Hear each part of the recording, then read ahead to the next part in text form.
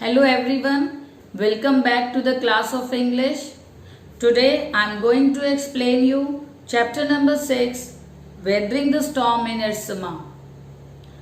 It is an account of the storm that hit the coastal town of Irsuma in the state of Odisha in the year 1999.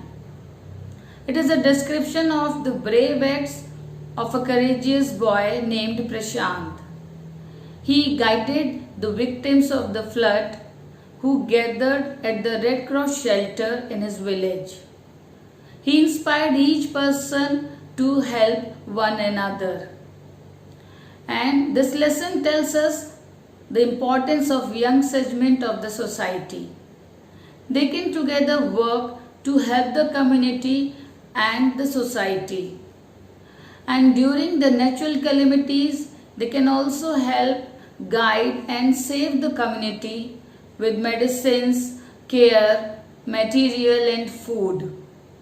The value of the young is recognized at the time of need.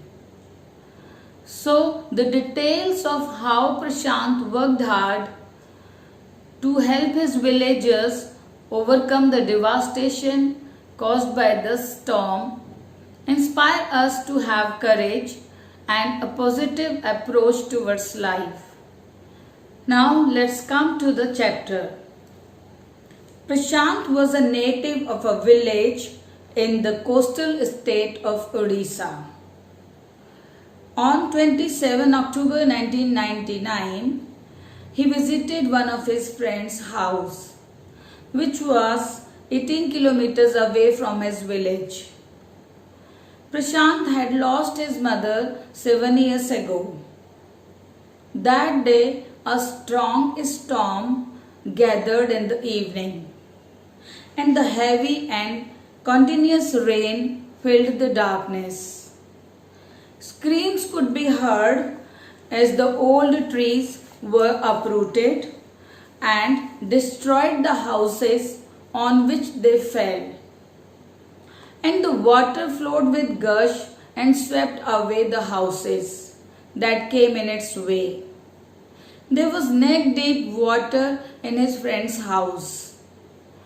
Although their house was Pakka house, as it was able to resist the strong winds that blew at the speed of 350 kilometers per hour.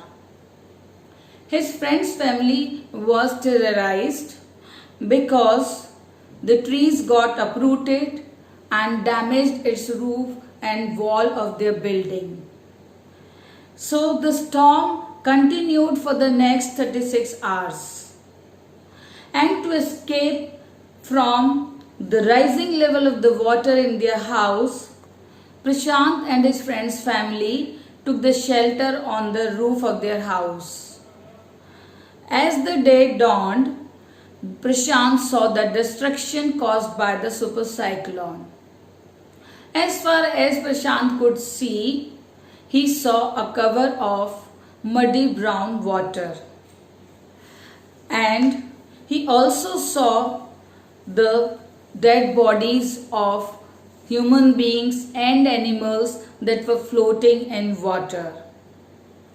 Many huge old trees had fallen down and floating surrounded by the water.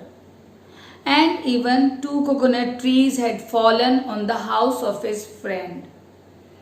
Initially they thought that it was dangerous and those coconut trees may destroy the roofs and walls of their house.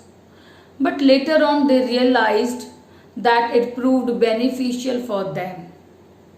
As they were trapped in the house, they ate 2 raw coconuts from those trees and saved themselves from dying due to starvation. So they spent 2 days on the rooftop of their house. And everyone was so much scared that they all sat together in a group. It was very cold and the continuous rain washed away Prashant's tears, as Prashant was worried about his family members. and he thought whether his friends or his family may have survived with the disaster. Now the rain stopped after 2 days, and the water began to recede gradually.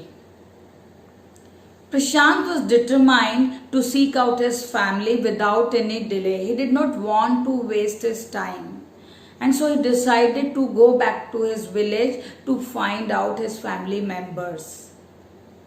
As it was still dangerous to go out, his friend's family suggested him to stay back, but he left. So with the help of the stick, Prashant started his 18 kilometers journey back home. And as he passed through the flood water, the journey got inscribed in his mind forever, as he had to use the stick to locate the road, to find the path where the water was most shallow.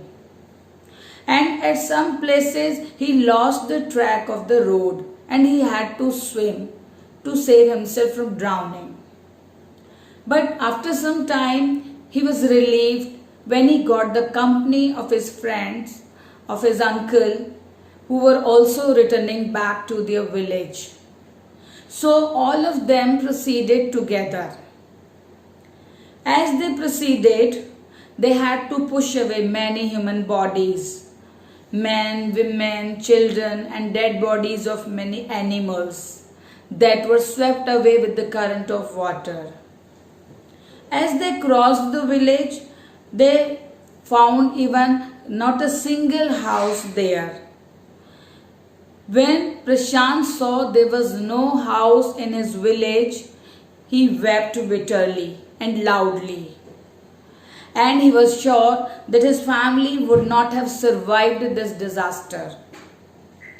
When Prashant reached his village Kalikuda, he became numb on seeing the remains of his house, and their belongings were scattered in the water, and something were hung on the branches of the trees just above the flood water. So Prashant decided to go to the Red Cross shelter to look for his family. And as he reached the Red Cross shelter, he saw his maternal grandmother there. And she appeared very weak, but she was glad to see that Prashant was alive. And so she rushed to him with her open arms, and tears filled in her eyes. So it was a miracle for all the family members that Prashant would not have survived the storm. Now Prashant's extended family came to know that Prashant was alive, so they were very happy to see him, and they hugged him tight in relief. And even Prashant saw that everyone was worried and injured in his family. So he met his siblings also. He also met his uncles and aunts there. That's all for today, children. So remaining part of this chapter I'll explain you in the next video. Thank you all and have a nice day.